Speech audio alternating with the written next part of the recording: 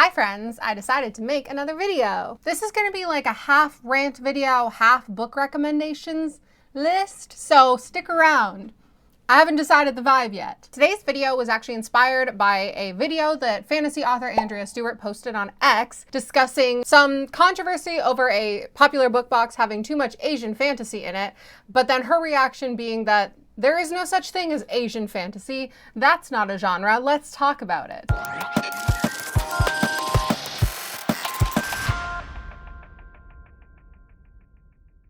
The thoughts she discussed in the video were essentially that calling something Asian fantasy just because it has an Asian author or an Asian-inspired setting doesn't tell you anything at all about the book itself and really does a disservice to the author and the world they've created. She points out that we don't ever say things like European fantasy, American fantasy. That means nothing. And in the same sort of way, Asian fantasy means nothing. And I wanted to talk about this today for a couple of reasons. One, I definitely will admit that in the past I've described books as Asian fantasy, not really understanding the nuance to that and why that doesn't work or why that's damaging. So I just want to start off by addressing that. And I also want to discuss this from a perspective of a person with a platform who loves to talk about books and subgenres, and as a person who really enjoys Asian-inspired fantasy and science fiction and lit fic. But right out of the gate, I guess we'll also address I'm not Asian. I'm not speaking for Asian people. I'm just talking about my perspective on this as a person with a platform who likes books. I think that one of the primary things to talk about when discussing the issue of using Asian fantasy to group all of these different types of books together is that one, Asia is a huge place, and when you think of Asian fantasy, a lot of people will think of just East Asia and completely forget about other parts like South Asia. And we're seeing a lot of South Asian inspired fantasy coming into popularity right now, which is fantastic. I adore it. And I've got some examples for you today.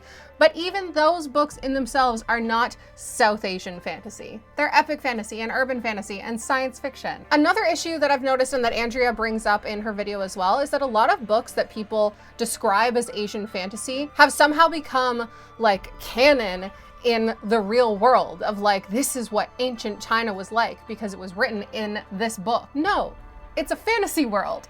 Half the time they're not even set in ancient China. It's just maybe an ancient Chinese inspired world, but the stuff in the book is not real. And I feel like a lot of Western audiences, including myself in the past, will read stuff like this and be like, wow, I can't believe China does that thing. No, that's not real. I wish I could think of an exact example, but I definitely, like I'm just outing myself now as an idiot, but I definitely have read books in the past with Asian inspired settings and actually other cultural inspired settings that are not my own culture and been like, whoa, this is real. No, not everything you read in medieval inspired literature is real. Game of Thrones isn't real. Anywho, by using the blanket term Asian fantasy, we're taking away like part of the ability for authors to create fantasy worlds that are not directly, I keep saying canon. I know there's a different word I should be using. Real? I don't know. This tangent is getting lost. Fantasy authors are writing fantasy. They should not be forced to take on the responsibility of educating you about what like a culture or country is like when they're just trying to create a fantasy world. And lastly, when we are lumping all Asian inspired books or Asian written books together, we're just like erasing any subgenres. And that's wild because if someone said to me, I really want to read an Asian fantasy, I would have no idea what to recommend to them. Like, sure, I could pull something out of my ass, probably go with an epic fantasy that is inspired by an Asian culture or written by an Asian author. But without follow-up questions on what types of subgenres or content they're looking for, I got nothing. Asian fantasy is not a thing. So in this video, aside from ranting, I am going to give you a bunch of book recommendations based on subgenres. And yes, all of these books are set in either real historical cultural settings or inspired by Asian cultural settings or characters or myths. They're not all written by Asian authors. I will be upfront about that. There's, I think, one book I'm including, but you'll understand why it's not written by an Asian author. That doesn't matter though, because this is now just a side rant. You don't have to write the culture that you are, in my opinion. I know that's like, whoa, I'm a white person saying that, how dare I? But like, here's the thing, write whatever you want. Educate yourself and be respectful, but like, you can write whatever you want. Okay, I think I would love to start with Andrea Stewart's books because she stemmed this whole video. Of course, I put them at the bottom of my book pile, so now I need to rearrange some stuff. I'm going to be talking about her Drowning Empire series, but I will also mention that her book, The Gods Below, is out now. This is brand new. This is my arc of it, but the hardcovers are out, I think, worldwide.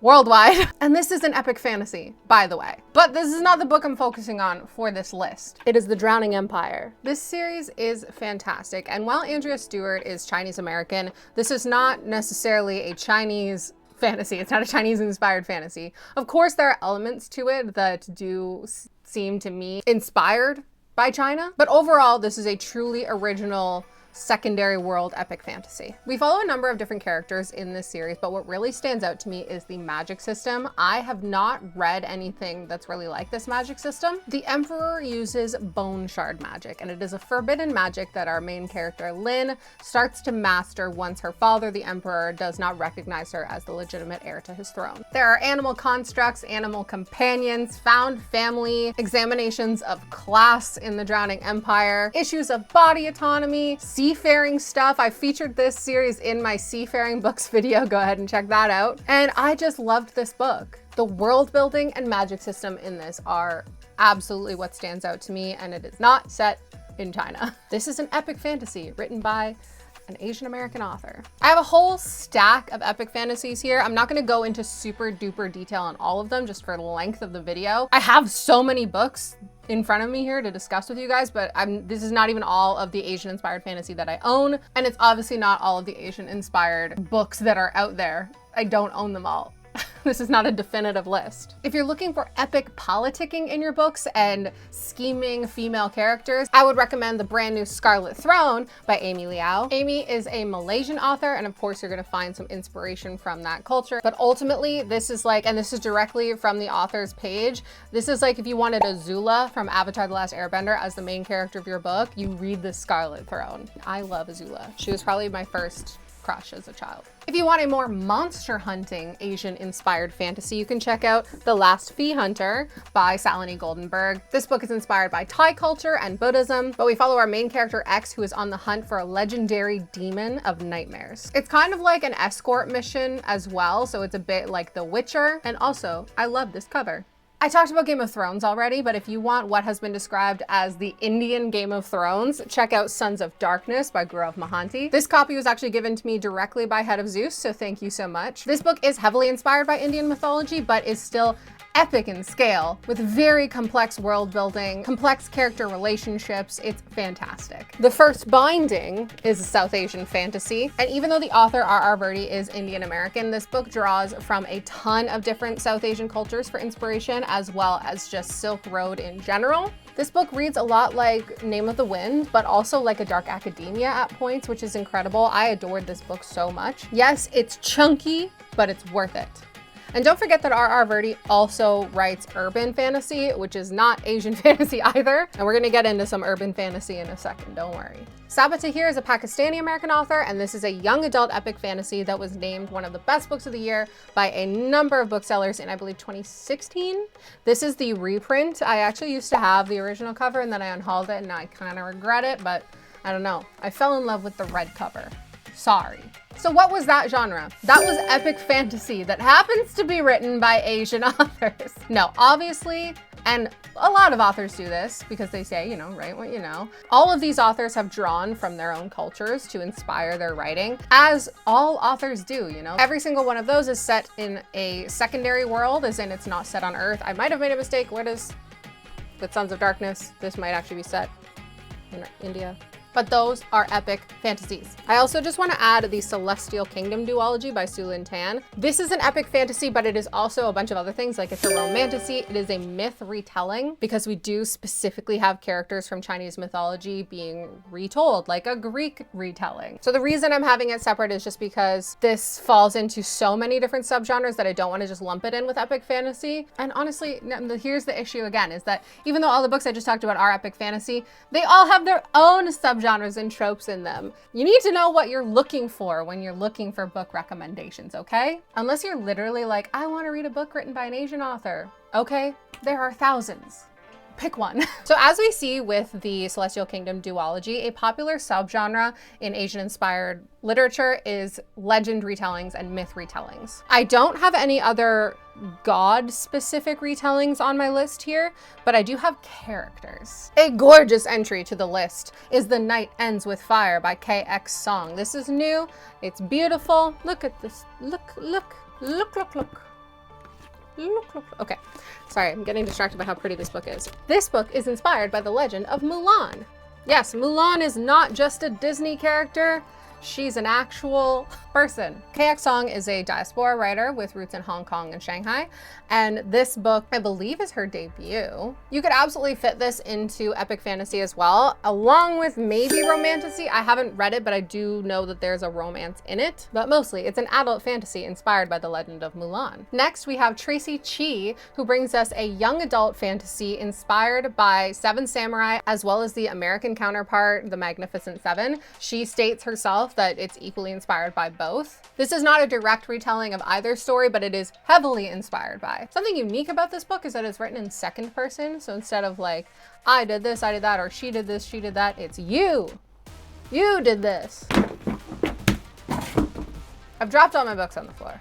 Indian author Samit Basu has given us a sci-fi Aladdin retelling. Now I know Aladdin is set in the Middle East, I guess. But this is a more Indian-inspired take on it, but also it's set in space, okay? Zoe Hanamakuta has given us this wonderful sapphic young adult Alice in Wonderland retelling with cover art by Tran Nguyen, who, if you know, is one of my favorite cover artists. I am obsessed with the shoutline for this book. Once upon a time, in a saint-stricken world, there were two horrible girls in love. Yes! Incredible. And I don't think I need to tell you that these are not Asian fantasy. These are direct young adult tie-ins to Avatar: The Last Airbender, which, although is inspired by real Asian cultures, is an American cartoon. Buckle up, because we still have a lot more to go. Before we get into the next set of books, I think something else that I found really interesting that Andrea Stewart talked about in her video, don't forget that's where this came from, is that we don't need to only compare Asian-inspired fantasy to other Asian-inspired fantasy. And this is tricky to me. This is interesting.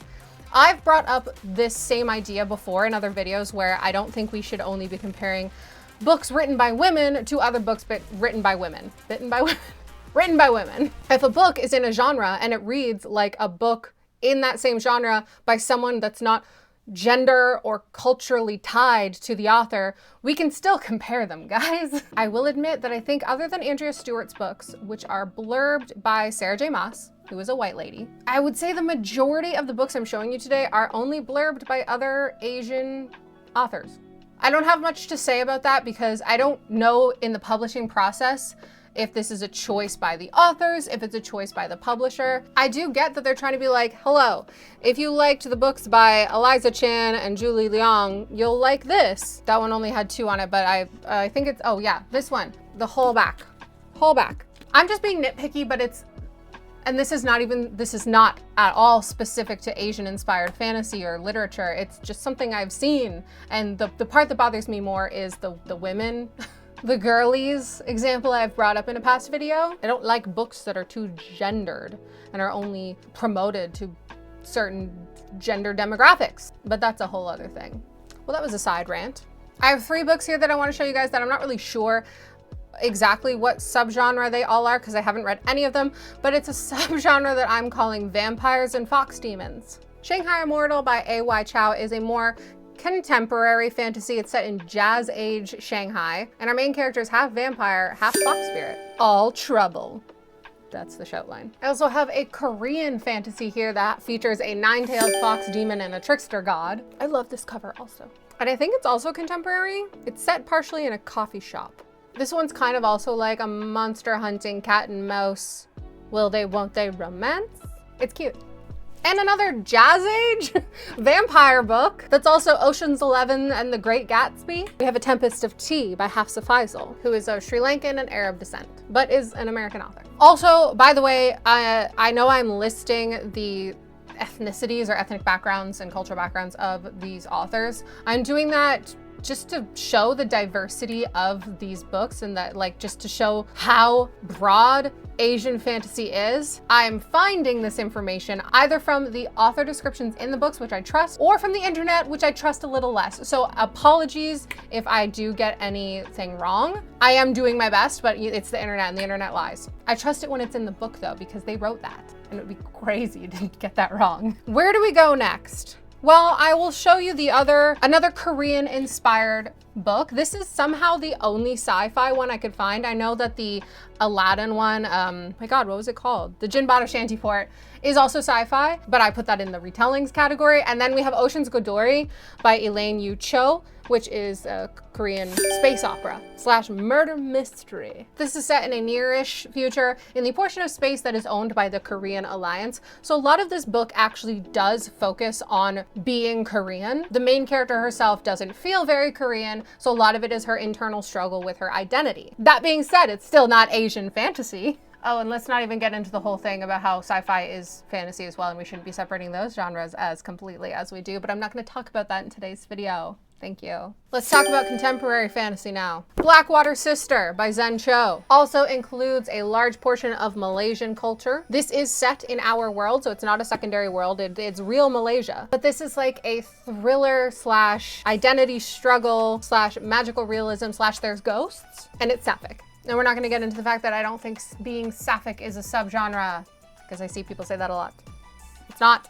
The Last Tale of the Flower Bride is straight up magical realism. This is not Asian fantasy in any way. Roshani Chakshi is Filipino Indian, so this is East Asian and South Asian, I guess. But ultimately, it's a contemporary magical realism, I guess, fantasy, kind of like a portal fantasy. And it is also a gothic fairy tale retelling. This is another one that has so many subgenres I don't know where to put it. The Emperor and the Endless Palace by Justinian Wong is kind of like Cloud Atlas. This is a romantasy, a contemporary romantasy, I think. Another one that's very difficult to put in a subgenre box. We follow 3 timelines in this, from 4 BCE to 1740, and then present day Los Angeles, following 2 people that will always find each other in the next life.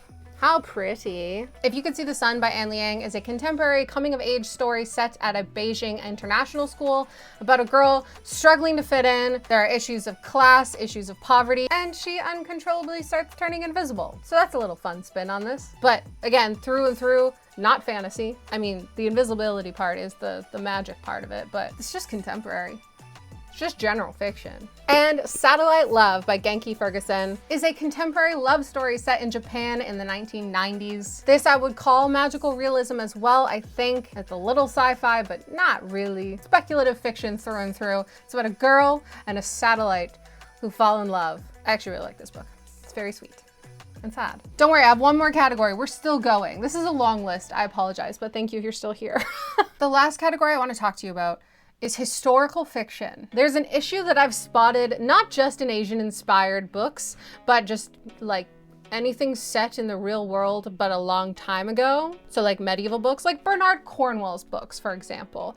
People think they're fantasy just because there's like swords. Just because the characters believe in magic doesn't mean that it's fantasy. It's just how the world was back then. The first book I'm going to show you is fantasy technically, but it's what would be considered a historical fantasy, and it's She Who Became the Sun by Shelley Parker Chan, one of my absolute favorite books of all time. This is set in our world and follows a lot of real historical events that happened in the 1300s. There is, of course, some magic, but most of this is politics and war, and it's very character-driven more than any sort of magical, like magic system-driven. That being said, a book and series that I see put into fantasy, for some reason, like a fantasy box a lot, is Shogun by James Clavell. This is not fantasy, this is historical fiction, and is now a fantastic TV show. This is one of the funniest examples of like weirdly being called Asian fantasy. Like, one, it's not fantasy. Two, featuring a white character written by a white guy. And then set in Japan, and it's realistic. Japan is not a fantasy land. It exists.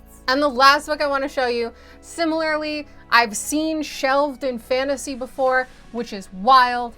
It's The African Samurai by Craig Shreve, which is a true story. So again, set in the real place of Japan, not a fantasy world. This follows a real person who existed, who was originally sold as a slave and fought his way through India, sailed on a Portuguese ship to Japan, and became a samurai. And also, samurai, real, not fantasy.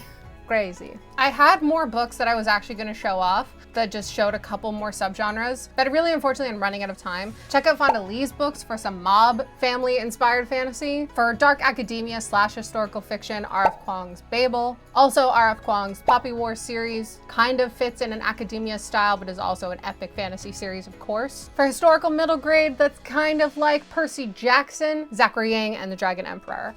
I don't have time for more books. I'm so sorry. This has been a long list. So to sum it all up, this was inspired by the video, I'm going to link it below, that Andrea Stewart posted on X discussing why Asian fantasy, the term, the genre, is not a real thing, and the importance of differentiating books written by Asian authors or set in an Asian-inspired setting into their actual categories so that we can enjoy them more and market them correctly so that they can get the viewership, the readership that they deserve. Now, her video obviously stemmed from the there's too much Asian fantasy in this book box, but this is an issue generally that I see a lot. Now, I'm not saying I'm the only person that's pointed this out, but obviously this video focused on Asian inspired fantasy, but it's the exact same thing with like African inspired fantasy, South American inspired fantasies, Middle Eastern inspired fantasy, even European, okay? Even European, even the white people.